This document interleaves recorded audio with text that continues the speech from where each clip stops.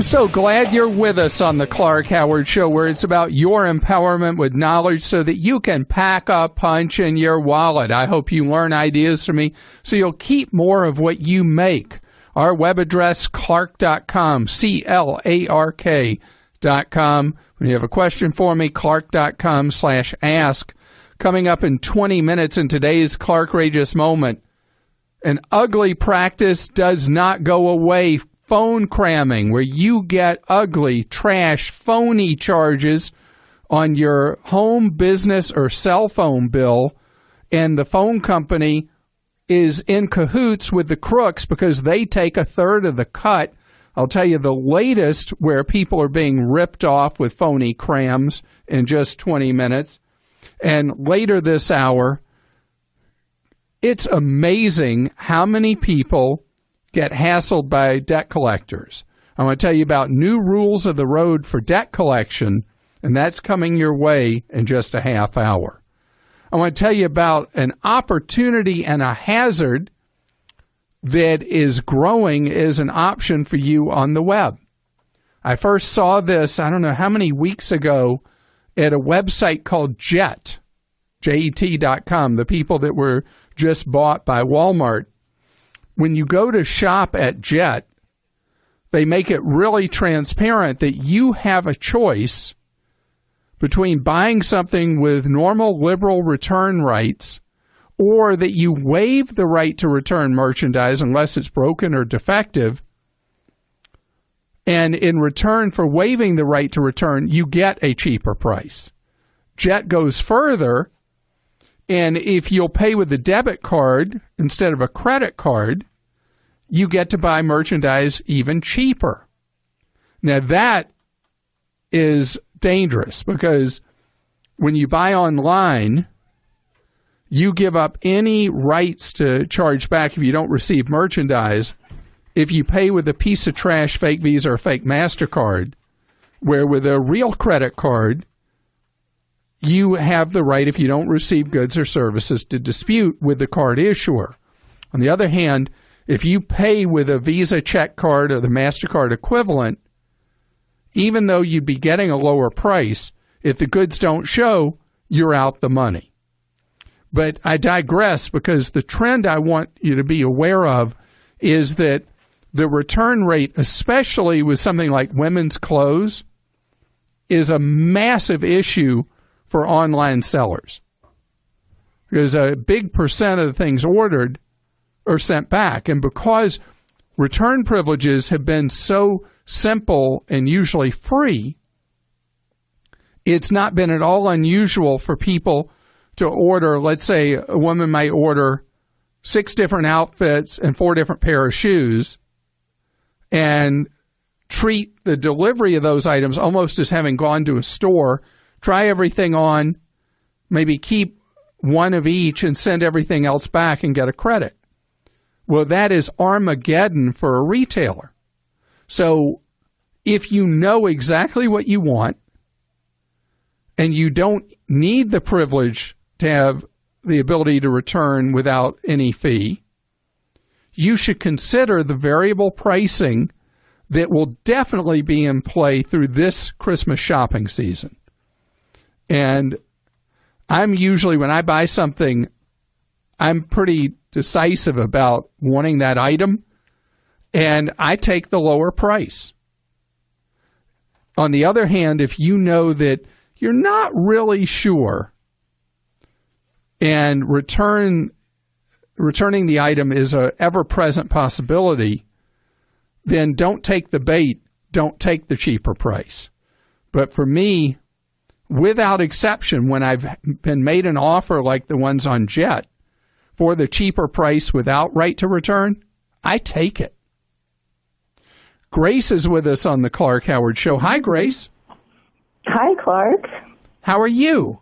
Oh, my God. It's such an honor. I'm a big fan. Well, it's great to have you here. And you are going on a trip to a land far, far, far away. Yes, it was a fantastic deal that I saw online. And so we just made a very impulse purchase and decided let's go ahead and buy this ticket. And where are you headed? To Australia. What a great place to go. Yeah, I'm very excited. Very the excited. drive-thrus, though, are backwards. Oh, yes. That's one of the concerns. So that brings me to my questions. I remember when I was in Australia, and I'm so cheap, I won't pay for an automatic in a rental car. Oh, wow. And so you're driving on what we consider to be the wrong side of the road. They think the left is the correct side of the road. And the gear shift, the stick shift, is on the backwards, too. And getting those things coordinated was very, very hard for me. And I had a lot of trouble on traffic circles and things like that. Wow. So that's going to be a challenge. So here's what I'm thinking. My main question for you today is around what's the best way to get around once we land, and both locally and between cities. Are there good, cheap websites we can get domestic flights from? Yes, the flights within Australia are so cheap, you're going to think that it's a computer error. It's not at all unusual for flights between Australian cities to be as little as $40 one way. Oh, wow. So if you go to my favorite airfare search engine of the moment is google.com/flights. Okay. And so if you put in a city pair in Australia and you just pop it in about a millisecond, it seems, Google Flights will give you the choices available for that travel date. Oh, do I need to buy those ahead of time, pretty far in advance then, or can I just Well, land? the way it works much like with a discounter would be here, that if you wait till you're there to buy a ticket, you're going to pay a much, much higher price typically than if you plan an itinerary and buy in advance. Sure. Okay, great. One thing, a lot of the deep discount fares you see, it's going to be kind of like flying Spirit or Allegiant or Frontier in this country. Everything else is extra. Gotcha. Yeah, that's no problem. We are both very good at traveling cheap. Also, we're avid listeners. Well, don't be surprised if, when you fly the deep discounters here, you pay more for a carry-on suitcase than you do for a check bag. Okay. So you got to plan for that. Gotcha. Okay, I'm taking notes. And how many of you are going? Oh, just my husband and I. All right, so you're going to be looking at hotel rooms in that case. Because of the decline in the Australian economy is very heavily resource-based, minerals, that kind of thing, digging for gold, precious metals. And the economy there is in a deep slump. And so the cost of hotel stays across Australia has become much cheaper. Really? Because what we've looked up has been pretty high. Well, it was one of the more expensive places in the world to go, as an example, going to Sydney, but has become much cheaper. And if you look at Priceline and Hotwire, especially Priceline for Australia, and you look at 4- and 5-star hotels only, where you don't know the hotel, but you know the star level and how people feel about that hotel, you can save big money, and even in Sydney, get a hotel below $100 a night. Great. Well, thank you so much. And I have on Clark.com a guide to how to buy hotel rooms on Priceline and Hotwire. Oh, I see. I will definitely check that out. So one last thing. Do you think we'll need a car to get around, or is there enough transportation? Not in Sydney. Maybe not in Melbourne if you're going to go to Melbourne, but elsewhere in Australia, you will want a car. I see. Okay, because we're planning on spending the most time in Cairns and probably... Yeah, you'd want a car. Okay, I see. So, and again, the first 2 hours in a car rental in a country where they drive on the other side of the road is very dicey. Krista's going to be driving a rental car in Ireland.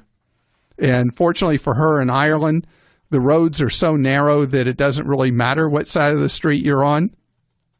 But it will be tough for her. Yeah, I drove in South Africa, other side of the street, like across the bottom of the country, and it was scary at first. And there's so many rotaries there, you know. It's like, I don't know if it's like that in Australia, but woof. But you survived it. Yes. So have a great, great time. And Bruce is with us on the Clark Howard Show. Hi, Bruce. Hey, hello there. What an honor it is to talk to you. Well, great to have you here, Bruce. And you are bringing up a true Clark rage. Oh, I hope so.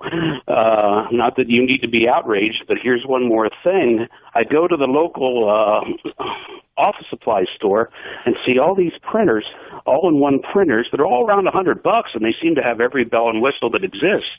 But like the old business model with the cameras and the expensive film and the razors and the expensive razor blades, I don't want to buy a cheap printer and then have the toner eat me alive every time I walk into the store. So you don't like paying $7,000 a gallon? Did you know that's what printer ink supposedly costs? Well, I heard that stuff, you know, if you make a mistake, that little white stuff in the jar, you know what I'm talking about. I heard that that's like $50 a gallon, but I had no idea what you're talking about. Wow. So the printer model has worked beautifully for Hewlett-Packard for years. They make very high-quality printers. They dominate the printer industry. They probably lose money on every printer they sell, and then they make zillions on the ink. Mm-hmm. But one company has gone a different route, and it's Epson. Okay. Epson has a line of printers called the Echo Tank. The model numbers all start ET, like the movie from forever ago, ET. Sure. For Echo Tank. And the printers you pay a real price for. And the nicest of them are over $400. Okay. That could handle a small business's printing needs. But they come with 2 years of ink. Wow. And then after that, the replacement ink, I think it's $10 a year. It's something like that. Mm-hmm.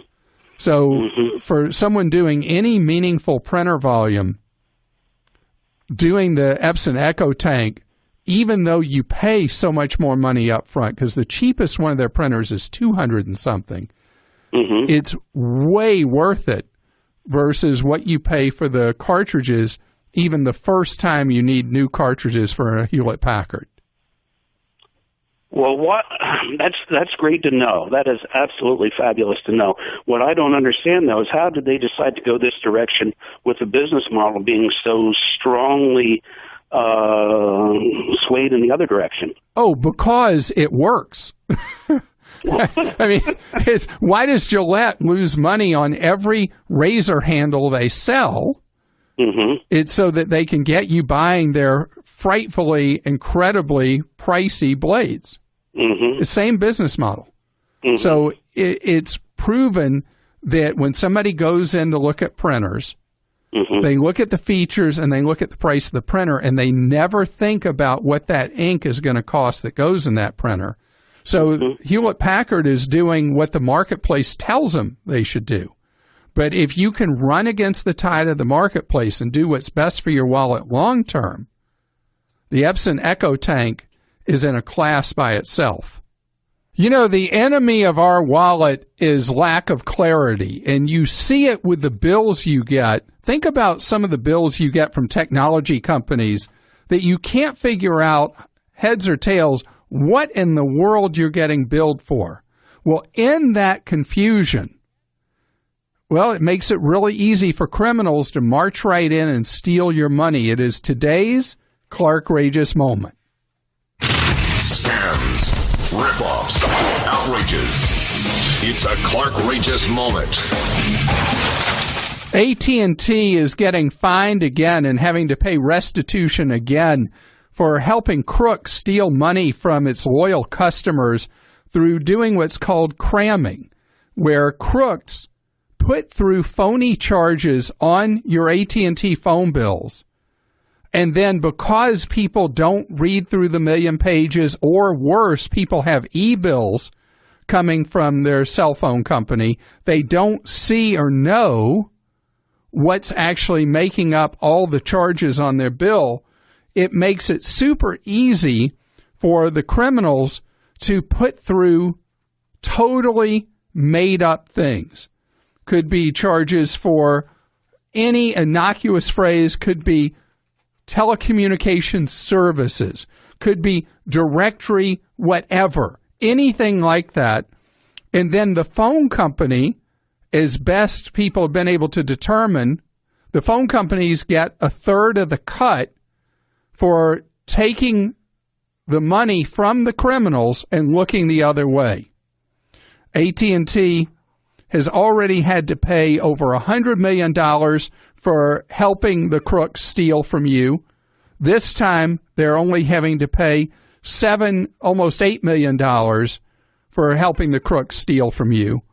AT&T says that they're putting procedures in place to prevent this going forward. But, this has been going on for so long, and the financial incentives are so strong for the various phone companies across this country, for cellular and for anything else, business lines, whatever, to look the other way and take their cut in the commission, that it is your and my responsibility to take the time to go through a phone bill page by page, and if there's a charge that looks weird, that the description you don't understand, pick up the phone that bill's about, call your phone company and say, what is this?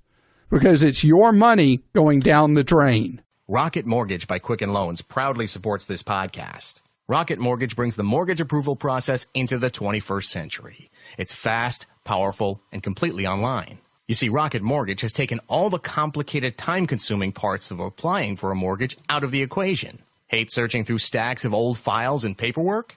Well, with Rocket Mortgage, you can easily share your bank statements and pay stubs at the touch of a button. It helps you get approved in minutes for a custom mortgage solution that's been tailored to your unique financial situation.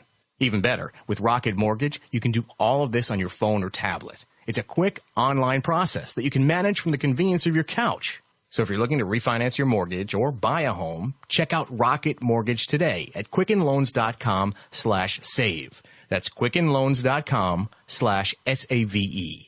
Equal housing lender, licensed in all 50 states. NMLSconsumeraccess.org number 3030.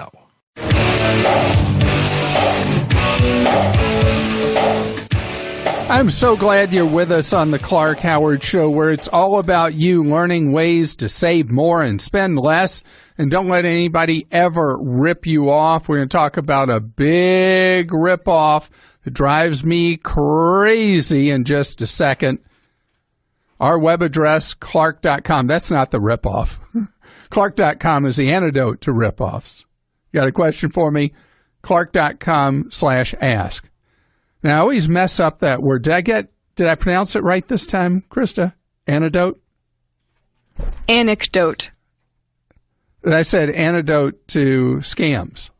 Yes, antidote. Yes. I did it right? Yes, sorry. No way. No way we'd had a Clark stinks about that.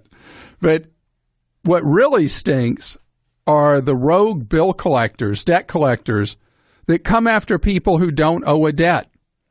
Do you know there are more complaints filed with federal consumer officials about debt collectors than any single other thing that goes on in the country? The number one source of complaints? The reason is simple. Starting last decade, scavenger collectors were set up, many backed by big Wall Street houses. That what they do is they buy debts for as little as a fraction of a penny on a dollar. These are uncollectible debts, maybe from long ago, or that the records on them after banks changed hands, banks went bust, whatever, the records are very incomplete. And they buy them anyway.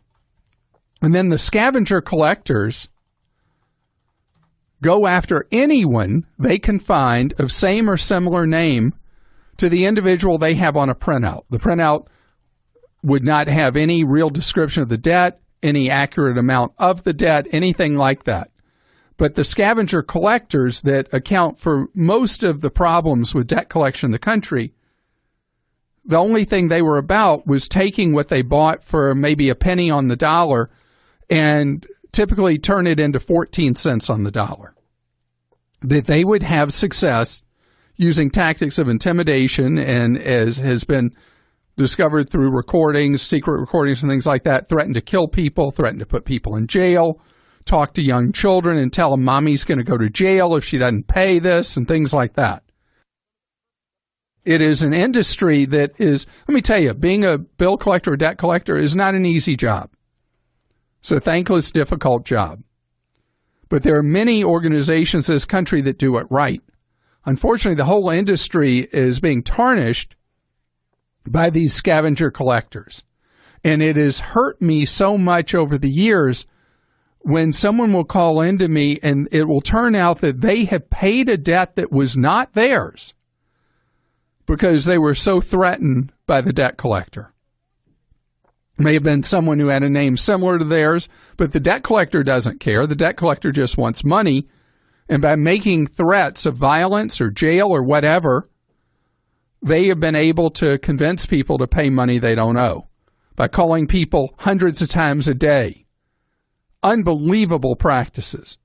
Well, the good news, with the support of the legitimate debt collectors in the country, new federal rules are going into place that are being phased in that will require some things that are so basic you can't imagine. Number one, a debt collector will have to have real proof that you owe a debt. How amazing is that? I want you to think how extraordinary that statement is. That it would take new regulations to require that a debt collector actually collect a debt that they know is a real debt. Because right now it doesn't play that way. And that is great news. The second thing you should know is that debt collectors will no longer be allowed to sue against a debt that they know is past what's known as statute of limitations. Debt collectors, depending on the state, have a period of time that a debt can be then the source of a legal action against you, where the debt collector would get a judgment against you, the lawyers working for the debt collector, and then they'd be able to enforce that judgment by seizing money you might have in a bank account or taking a portion of your paycheck from work. Today, the standard tactic of scavenger collectors is to sue against a debt, not even knowing that they're suing the right person or the right amount of money being sought, to sue against a debt that may be 15 or 20 years old, even in a state where the statute of limitations may have been 3, 4, 5 years. You don't even know, in most cases, that a legal action has been filed against you. And if you don't show up in court, the judge automatically grants a judgment against you. And you end up legally required to pay a debt that you don't legally owe. These practices, as long as the scavengers comply, and a lot of the scavengers will disappear because they'll no longer be able to operate in this crooked, dirty, illegal space they operate in. A lot of them will cease to exist. But what I want you to know is you already have rights when it comes to a bill collector. And my rule number one is never, never, never, not ever pay a debt that you do not believe you owe. If it's a debt that you don't think is a valid debt, do not pay because somebody is screaming at you, cussing at you, yelling at you, saying bad things about you, or threatening you with jail or whatever. Do not allow them to intimidate you. I have information for you at Clark.com on what your rights and responsibilities are. And if you owe a debt legitimately and you can pay it, you should pay the debt you owe. This is not about that. This is about people that are on the wrong side of the law, using the law to cheat people. And it is, fortunately, coming to a halt. Terry is with us on the Clark Howard Show. Hi, Terry. Hi, Clark. How are you doing? I just wanted to tell you, and I don't want your team to ever get tired of hearing how much we appreciate you all and all the work and hard work that you put in. And you are my treadmill buddy because I have your show is because I put your podcast on when I do my treadmill work. Well, good for you. And by the way, you give me way too much credit. It is the team that makes this happen. I am, if anything, the figurehead. That's awesome that you recognize them like that. Clark, my question was, we have rental properties, and I am sure that I heard someone call in with this question, and but I wasn't for sure that we can. My husband and I could each do a Roth under those LLCs. Is that correct? That is not correct. Oh, shoot. Okay. But it doesn't matter because if you have earned income from these properties, you're making money from active engagement in a business, you are eligible to put money in a retirement account. You know, as long as you have earned income, you can put money, $5,500 each, into a Roth IRA. And you can also put, if you are past age 50, like I am, you can put $6,500 in. But there's another thing. With a business or a profession, there are other retirement accounts you very well may be able to do. These LLCs for these rental properties, is this how you earn your living? No, it is just a side job or side business, I guess you would say. But you actively manage the properties. Correct. All right, because there's always this thing with real estate. When's it passive income and when's it active income? But in a normal business, you are able to do a retirement account in that business. It would not be a Roth IRA, but you could do a retirement account. The real estate scenario is more dicey. So do you and your husband both have regular jobs? No, my husband does. I stay at home. All right. So you are still eligible for him to do a Roth and you to do a spousal Roth. And the fact that you have the LLCs for the rental properties then becomes irrelevant anyway. So do you do Roths right now? Yes, we do. And do you fully fund those for each of you? Mine, I work on it, and my husband does his. Okay.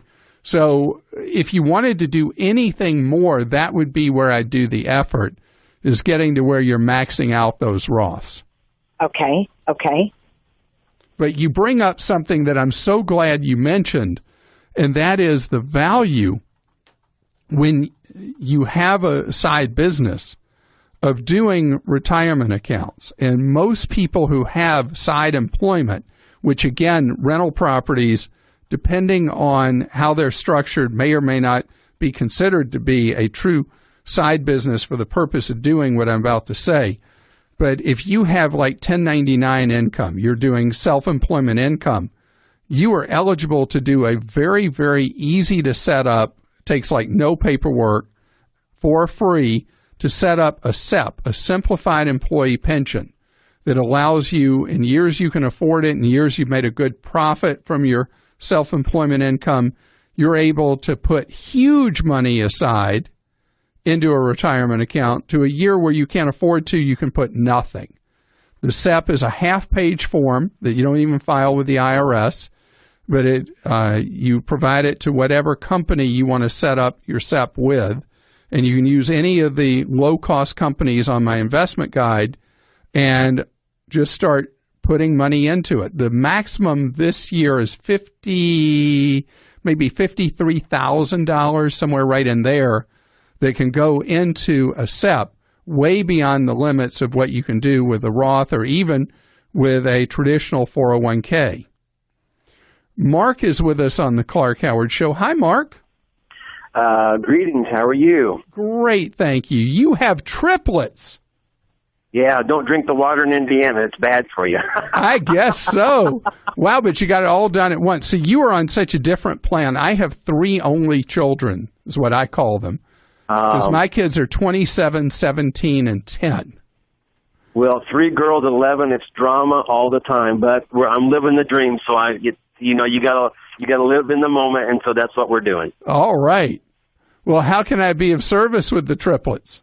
Well, the question I have, my wife and I have both frozen our credit, and with 3 girls, age 11, at what age would you suggest a credit freeze for them? Even if you have no credit, can you freeze something that you have no credit on, or is it just good to freeze it, period? Well, that is a great question because kids are far more likely to have their identity stolen than an adult. Because for a criminal, a kid is a clean slate and they can establish a whole new identity as if, as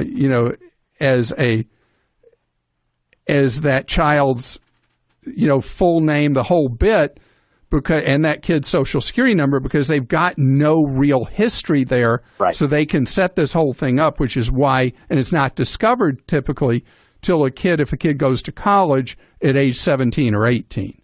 So at 11, it's a great idea to do it, but it's a lot of work to set up a credit freeze for a kid.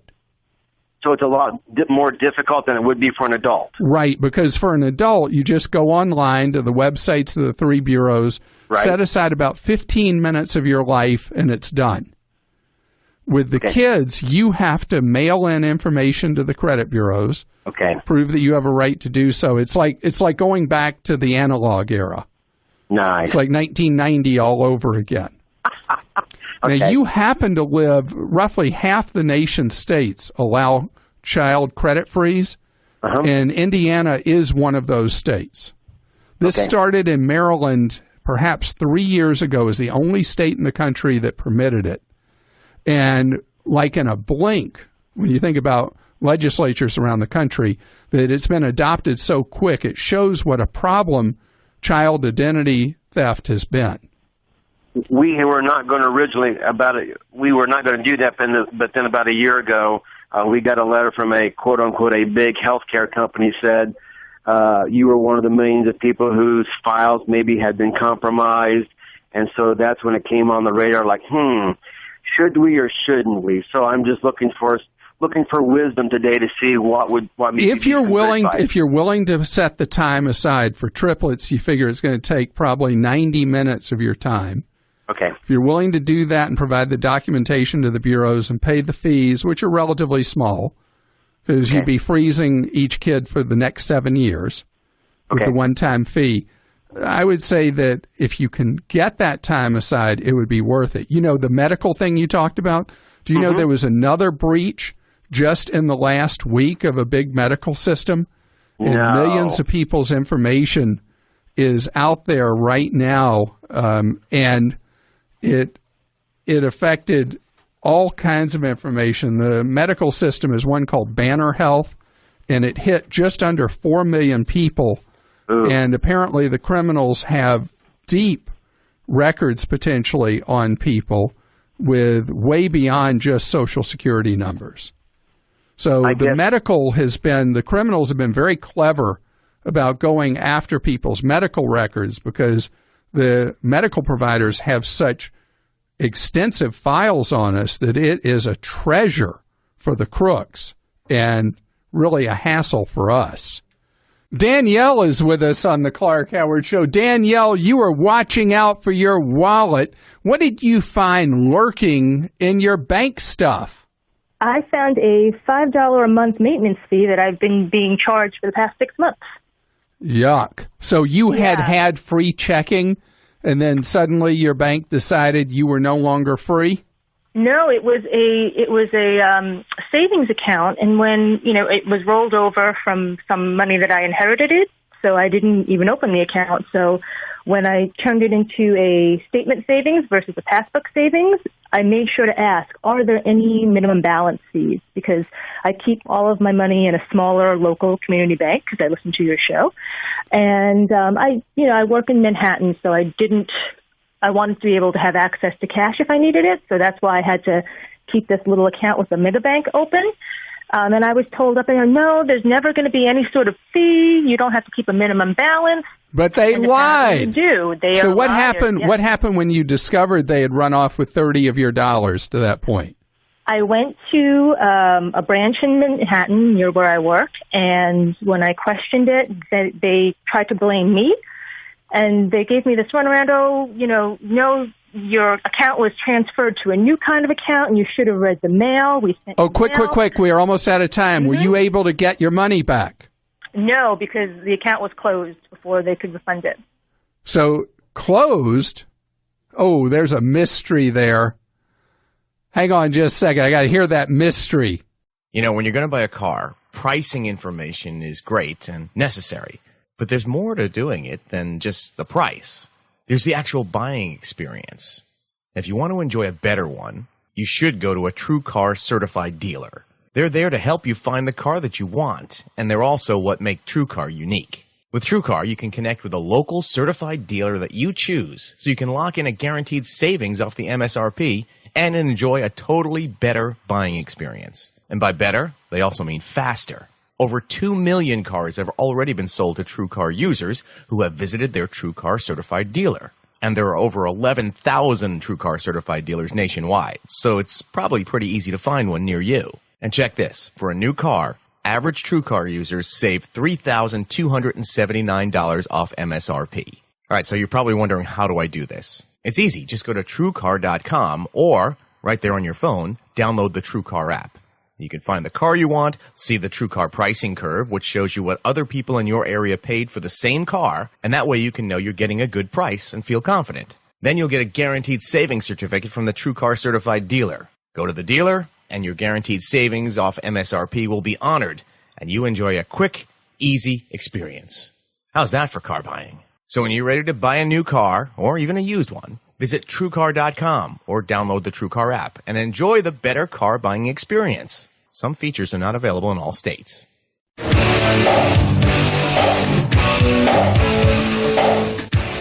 Hi, I'm so glad you're with us on the Clark Howard Show. Why? Because together we learn, together we empower with ideas, with knowledge, where you can take more control of your wallet.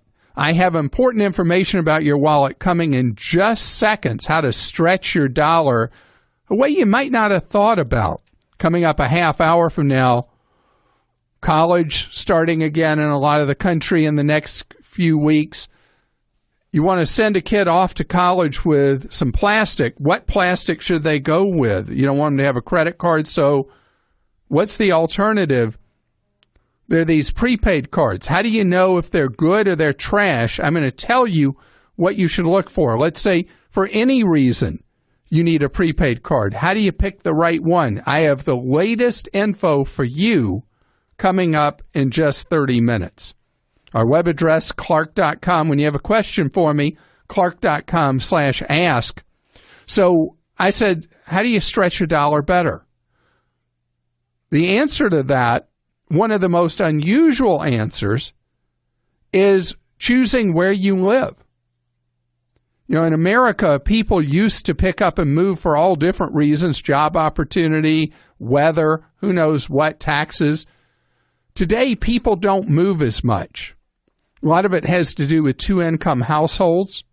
It's more difficult with two careers going on to pick up and move somewhere else. Is what they call the trailing spouse. One of you moves for a better opportunity. What happens to the other's job or career? So people don't move as much. But when you do choose to move, there's enormous differences in buying power based on where you move. Now, where do you think is the most expensive state in the country to live? I know that most people would give the answer California. And California is, according to the Bureau of Economic Analysis, is a federal study, California is a very expensive state to live in. In fact, all the expensive ones will make sense. But this is in order. It takes $1.18 in Hawaii $1.17 in Hawaii to equal what $1 would buy you on average elsewhere in the country. In New York, it takes $1.16. In New Jersey, $1.15. In California, $1.12. Maryland, $1.10. So all these states, you've got to earn that much more to be at an equal point with people elsewhere in America. Where else is expensive?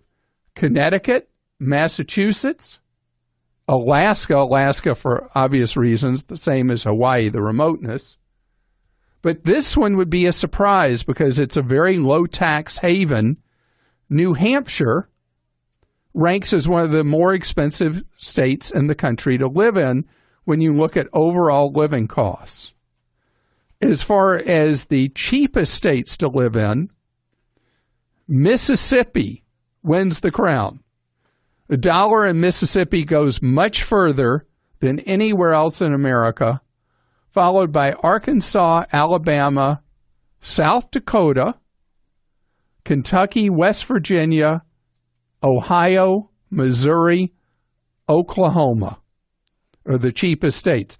Now, taxes are definitely a factor in where people choose to live. A lot of moving trucks going from California to Texas, very few going from Texas to California. The income tax in the state of Texas, 0%. The income tax in California for wealthy people, I think, is 15% now. For ordinary earthlings in California, about 8%. So taxes are a factor, but as an example, Texas is just slightly cheaper than the national average. Florida, right at the national average. So in spite of my obsession with taxes, it is a factor, but not the overriding one. You can see the full list from the feds, what they call price parity by state.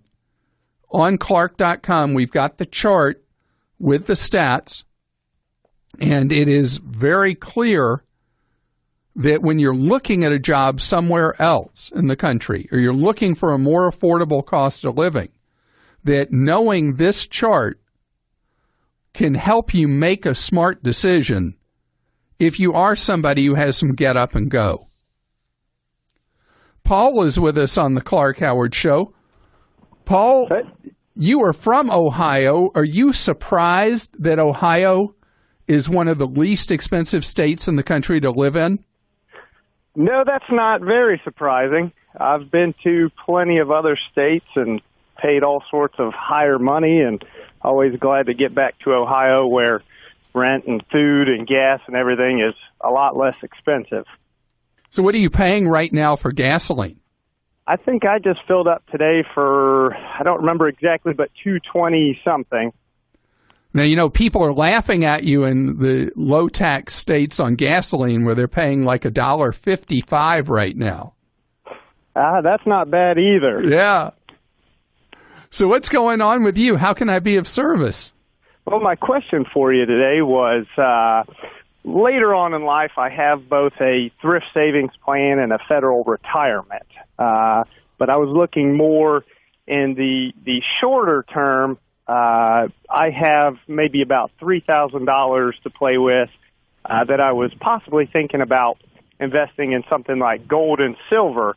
I didn't know if that was a good idea or if you had any suggestions that would be a lot better. Well, gold and silver are not really investing. Gold and silver are what economists call a hedge, meaning that you own positions in gold and silver against the possibility that the world has chaos or worse. You know, that those investments, if I'll use your word, in gold and silver, are really there as like an emergency source in the event that we're hit with catastrophe, because they do best during times of calamity and do terribly in good times. So they work kind of opposite of traditional investments you'd have like in your thrift savings plan. Okay. So if you did want to buy gold or precious metals, the thing is you don't really want to possess the actual physical gold or silver or any other precious metal because it's difficult to buy and sell. You pay a big spread between the price you buy it for and the price you can sell it for. And you also have to store it with the risk of theft. Yes. So what I advise instead of that, if you wanted to take this money and use it as a hedge against bad times, is that you buy a fund that is a gold fund or a precious metals fund. And I have a guide at Clark.com on how to go about doing that. Okay. But this $3,000, is it emergency rainy day money if, let's say, the transmission went out in your car or something like that? Or how would you pay for an emergency in your life? I have a separate bit of savings for that. This would be in surplus to my rainy day. Right. So if you felt like the world was going to have a rainy day and you wanted to put some money in gold and silver, that would be fine. But you should never have more than 10% of the money you have available for investments in commodities or gold or anything like that. Okay, so no more than 10%. And I mean of your overall picture. Okay. Well, that's good to know before I go running out and trying to purchase all that. So you said a hedge of gold and silver. Gold and silver is a hedge, meaning it's for bad times, not for good times. Aha. So your thrift savings plan, if you're invested in the stock type choices in it, it's investing for the future based on the fact that over time the world economy gets larger, companies generate more profits over time, and you ultimately end up with more money to live on in retirement as a result. Okay. Gold and silver don't actually make anything. They don't produce anything. They're only there as something that people can hold on to that's something they feel secure with in insecure times. Liz is with us on the Clark Howard Show. Liz, you have something that no one should ever use the word investment for. What is it that you're stuck with? Hi, Clark. I have a timeshare in Mexico. I am very sorry. I am too. How long have you owned it? Quite a number of years. I've only used it once when I was down there and got suckered into buying it. It doesn't have any annual fees unless you use it, so I've never paid any maintenance fees. Really? And no, sir. And I have never heard of that. So you only pay a user fee in a year that you use a week, but other than that, it just sits there and doesn't cost you a penny. Right. It cost me a pretty penny on the front end, though. How much did you pay for it up front? $18. Okay, I'm barely still standing because you hate to walk away from that kind of money. I know. I'm going to pay what I call the stupid tax on it. Well, anyway, a company that shall remain nameless has sent me a contract where they would buy it from me, and after it's sold, they subtract 5% for their fees. And my mom always said if it's too good to be true, it probably is, and I want to know what you think. So they say they're going to pay you up front, or do you pay them up front? No, they say I don't pay them anything up front. And so they don't pay you anything, you don't pay them anything. No, once it's sold, once they buy it from me, they would take 5% off the top. Well, I mean, that's a seller's commission of 5% is not terrible at all, but I'm looking for the catch here because I'm always skeptical when somebody says somebody's approaching them with a sales plan to sell their timeshare. So you don't pay them anything. All this is a listing agreement. I guess that's what that is. But the catch is they say they'll buy it for $29,500. That's what I thought. There is no chance. You know, Most of the calls I get about timeshares involve people having to pay thousands just to get out from under them, not getting paid money. And certainly I have never heard of a circumstance, and never is a strong word. This is my 29th year on the air. I have never had a caller say that they made money selling a timeshare that they bought from the original developer.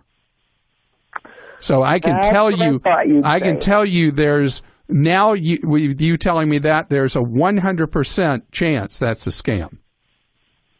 Okay, thanks very much for your advice. I appreciate it. But I must tell you, yours is the best circumstance I can ever recall with the timeshare, that you have your what they call sunk cost in it, what you paid up front, but that they're not bleeding you every year for it. That is shocking and fantastic. So in a bad situation, at this point. in a bad situation, you got the best picture I've heard. Don is with us on the Clark Howard Show. Hi, Don.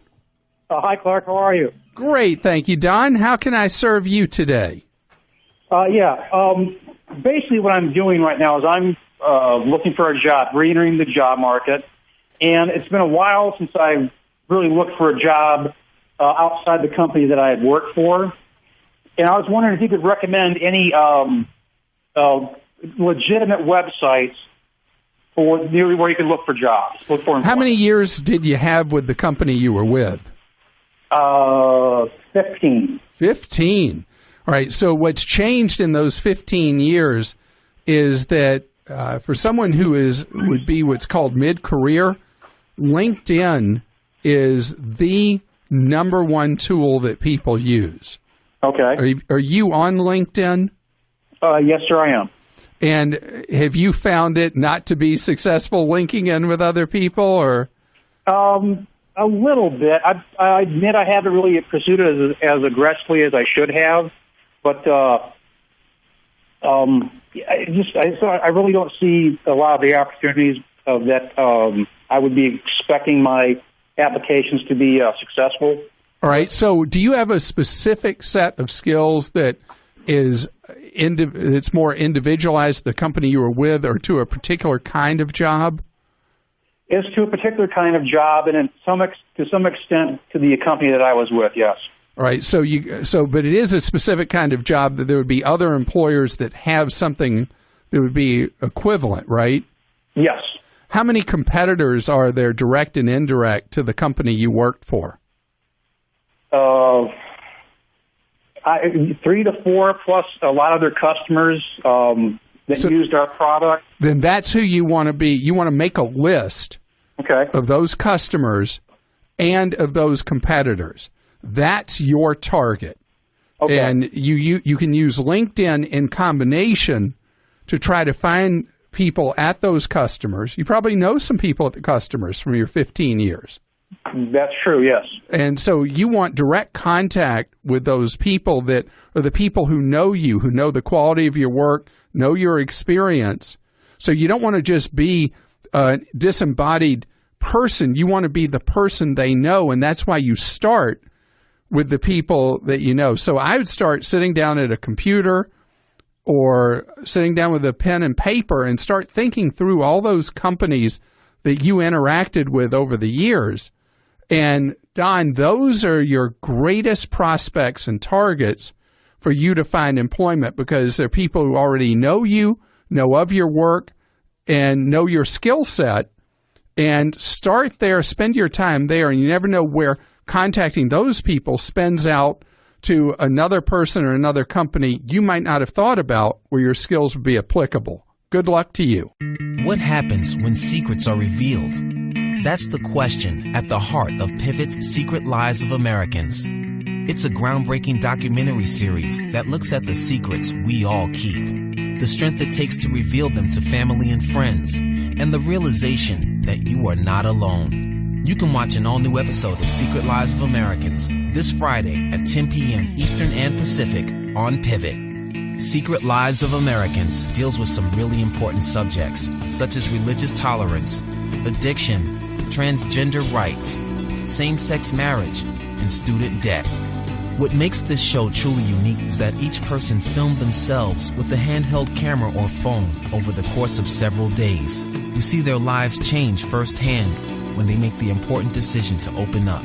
Through each person's reveal, one thing becomes clear.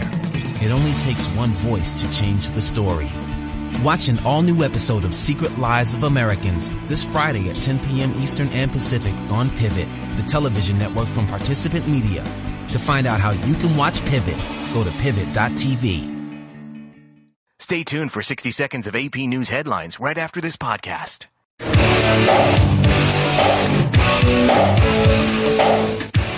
I'm glad you're with us on the Clark Howard Show, where it's about you learning ways to save more and spend less, and don't let anybody ever rip you off. On the web, we're at clark.com. You got a question for me? clark.com/ask. Hey, by the way, before I forget, you know that we have our Clark deals, and you can see the latest, greatest deals out there to stretch every dollar on clark.com. And the deal site is set up for you to know deals on different consumer items, travel, you name it. We also have the daily newsletter. And Krista, with the newsletter, you can receive it 5 days a week, or if that's too often? So our deals newsletter is 5 days a week. We just give you the best deals of the day that we've found. And then we have our Clark Said newsletter that goes out 5 days a week. Or if you are unhappy receiving it that much after you've been doing it for a while, you can go to unsubscribe and sign up for our 2-day instead. But we do have a 5-day-a-week newsletter, and we have great stories on there every day. So the idea is to help you do exactly what the mission of the show is: save more, spend less, avoid getting ripped off, either with the Clark Said newsletter or with the Clark Deals newsletter, hitting you with the latest, greatest bargains. I want to talk about something that was a terrible, terrible ripoff at one time, went into kind of a gray, murky zone, and now there are actually good things available in stored value cards. Stored value cards or prepaid cards are a product that has a segment of people that it's perfect for. Maybe you have a teenager going off on a school trip or a field trip or something like that, and you don't want to send them with a lot of cash. You don't want them to have a credit card.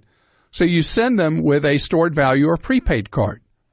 The card could have an American Express, Visa, MasterCard logo on it, something like that. And this is an area that was overrun with trash. Cards with all kinds of junk fees, rip-off fees of every imaginable kind, fees to check your balance, fees to withdraw money, fees to go to an ATM, fees to breathe, everything. And on top of it, no consumer protections at all. Well, I'm really happy to report to you that there now are some prepaid cards that if you're sending a kid off to college or anything like that, you can feel comfortable and confident sending them with a prepaid card. And in the September issue of Consumer Reports magazine, they've dug deep into the prepaid cards, and still there are a bunch of them that are horrendous. So if you are in a convenience store, a corner drugstore, or whatever, and you see, or a discount store, and you see a prepaid card, this is different than a gift card. This is a card that you end up getting your name on, your kid's name, whoever. The name goes on the card. It looks like a regular credit card, but the money that's available is whatever money you have stored on the card. And it can even take on all the features of like a normal bank account, checking account. It can have checking, savings, spending, ATM access, all those things. Well, without noticing, you could buy a card and not realize that most of the money you put on it would be destroyed by fees. On the other hand, there are other cards that are completely straight up, honest, decent. One card came out tops in Consumer Reports survey, and it's the same one that I have sung the praises of for years. It's the Bluebird card.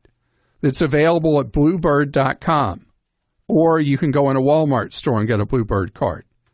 But the Bluebird card, which works like an American Express card, as long as you are paying attention to the hoops you jump through, it's fee-free to use at ATMs, and it works beautifully as a payment card for someone who you want to give the ability to have money away from home and not have to give cash. In the Consumer Reports survey, it won not just the top score, but it won a great score, far above most banks or bank products. The Chase Bank comes in second with a Chase Liquid Visa card. It doesn't get the value rating that the Bluebird card does, but it did come in second place. And then Green Dot, which is the most well-known of these, Green Dot is just a hair behind the Chase card. So I'd call that win, play, show if you're into horse racing. Or I guess lots of gambling has win, play, show. Anyway, when you're looking for the best, and why not get the best, the Bluebird card from American Express that you get at bluebird.com or Walmart is the absolute superior way for you to put money into the hands of a family member that would be safe and secure and fee-free. Judy joins us on the Clark Howard Show. Hi, Judy. Hi, Clark. Judy, you have a daughter who's in her second year of college. That's right, yes. Is she enjoying it? She loves it. Great. Well, how can I be of service? Well, Clark, I listen to your show all the time. I love it. Thank you. And we were considering taking out a private loan. She has federal loans that cover about 2/3 of her tuition. But that leaves a little bit left over, and we were looking at maybe doing a private loan to cover the difference, but then I heard on your show the other day that was not a good idea. Yeah, generally, if you cannot afford to pay that 1/3 of cost, taking out a private loan is dicey, because even though they may well, the loan rates on the parent loans were just cut recently for this fall. Mm-hmm. And I think, are they 5.6 now? I'm trying to go by memory. I think that I looked at, the Parent Plus loans yesterday were right around 6. Okay, because they were higher, and the rates were just reset in July. And I'll get you the exact rates hopefully in a minute. But the private loans will likely be in similar territory, but are much less flexible on the ability for you to actually pay those loans back. So the federal program is, and I was wrong, the federal is 6.3 for this year. For the parent? Yeah. Mm-hmm. So the private loans, right now you may be able to find a fixed rate on one, depending on your credit score and circumstance, at 5-point-something%. So you might get even as much as a point lower on the private loan. And that's interesting, because we did apply for one private loan, and the rate they gave us was 9.9%. And that's when I said, wait. Wow, you certainly would not want to do that. No, that's when I stepped back, and it was interesting because that very day I was listening to your show, and you were saying to stay away from private loans. So I thought, well, okay. Then your website said you shouldn't, if you can't pay that, then you need to choose a different school, or I've forgotten what else she said, but she's already in her second year. So we're just looking at about $4,000 that we need to cover for her. We're trying to figure out the best way to do that. Well, I would do the Parent Plus loan. Okay. So I think that would be the right thing for you to do. And going forward for her the 2 years after that, would you recommend the same thing? Absolutely.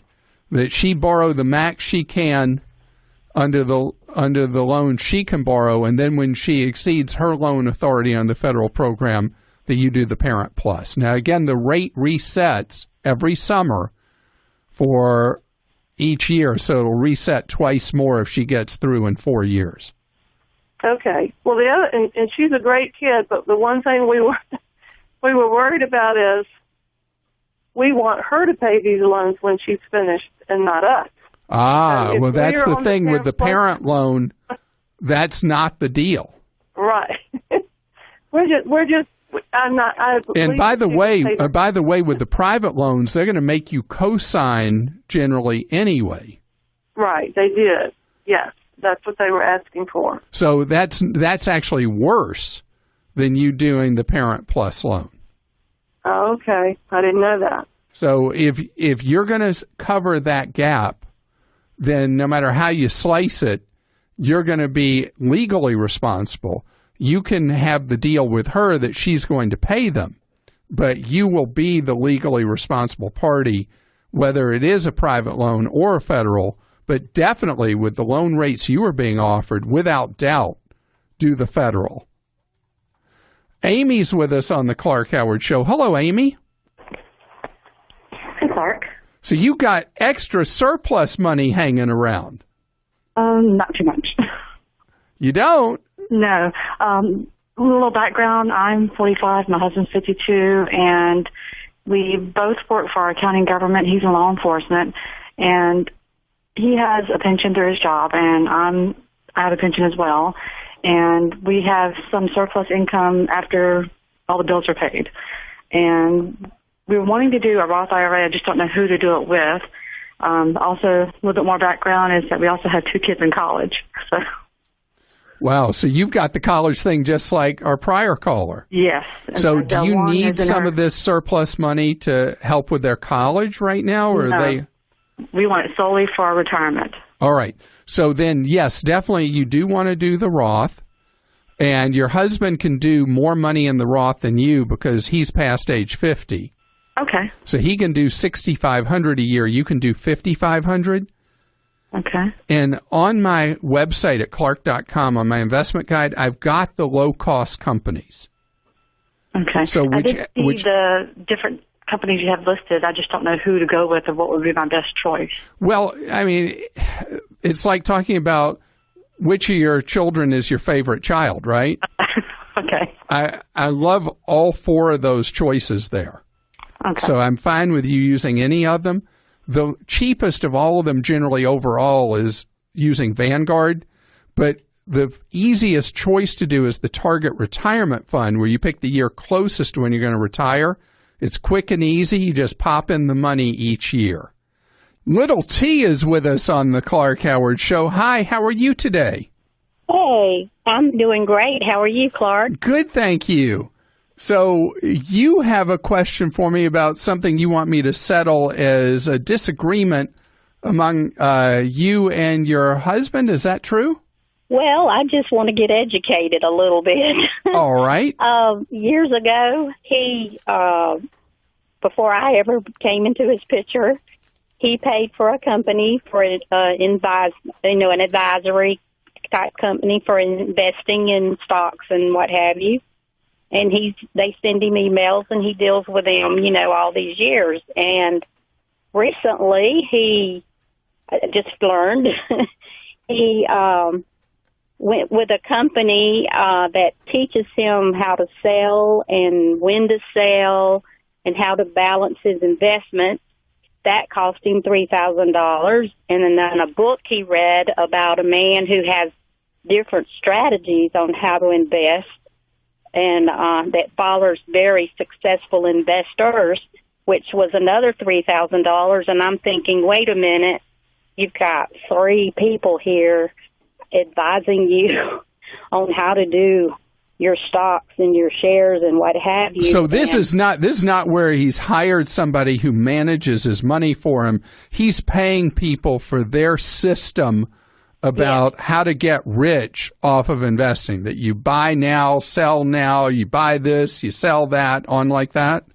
something like that. Yes, I'm still in the dark on it myself, but I'm like, but how can you get advice from 3 different companies on the same subject? Sure, because everybody has their own. Different people telling you 3 different things. Who do you believe in? Who do you trust to go with? And are you going to lose all your money or get rich? You know, right. So my thing is, I don't like any kind of market timing thing at all.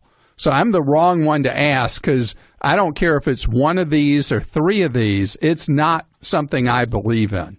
Mm-hmm. My philosophy about investing is that the whole idea of buying somebody's guidance about, you should be doing this right now, or the moving average of this, that, or the other is this, and the red light, green light systems, buy now, sell now, blah, blah, blah.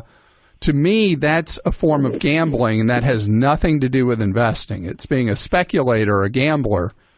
And so that's not, I don't have anything in my wiring in my brain that I could say even a little bit that would be a good idea. Okay. But that's my own bias.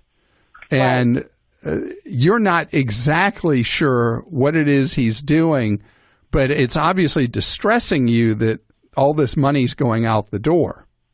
Exactly. I mean, $6,000 is a lot of money to spend on somebody's advice, and you don't even know if they're going to give you the right advice or what have you. And does he have any returns to show for it? Like, has he been able to take money and turn it into a huge pile from using these things over the years? I have no idea. When we got married, I didn't get into that. I didn't get into his business. I just, we got married and we kept our things separate and all that. But so are you worried he's going to end up broke doing this stuff? Well, I just hope he don't, lose his money. I mean, okay. He's very frugal and he plans for the future. I'm very impressed with him. He's a brilliant man in a lot of ways, and all, but when I can't go spend $2 for a cantaloupe and I see him spend $6,000 for people's advice, I'm like, wait a minute. Well, I don't want this to be a source of friction and tension between the two of you. No, I don't either. But I was like, I'm just so confused, and I listen to you every chance I get, and I admire you, and I respect your, you're very wise in all aspects of life, and I enjoy listening to your show whenever I get a chance. And well, you're so kind to say that. Do you think there's any chance that you could encourage him to call me and he and I could talk through what he's doing? Sure. That's what I'd really like, because I hear you love him very much. I hear that. And at the same time, he's distressing you. Yeah. And he's not really sharing with you what he's up to. So that's why maybe I could be of some help if you could encourage him to call me. Hang with me.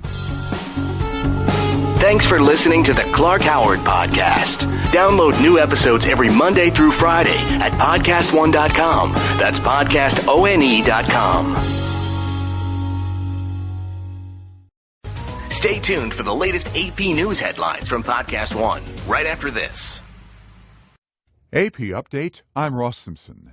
Insurance Representative Joe James says officials at the Greene County Fair in Greenville, Tennessee, are concerned about the well-being of 3 girls who fell from a Ferris wheel at the fair last night. We've insured the show for over 20 years. They've been a great client of ours, great family operation. They want to express their thoughts and concerns to the families of those that were involved in the incident. Police Captain Tim Davis says the Ferris wheel remains closed while the incident is being investigated. The state will not allow those rides to be opened up until they have a complete and thorough report from the inspectors, at which point they will review that and they will issue a statement and they will issue a clearance to the board. One of the girls, a 6-year-old, suffered a traumatic brain injury and remains in critical condition. Her 10-year-old sister and a 16-year-old female are in stable condition. AP Update, I'm Ross Simpson.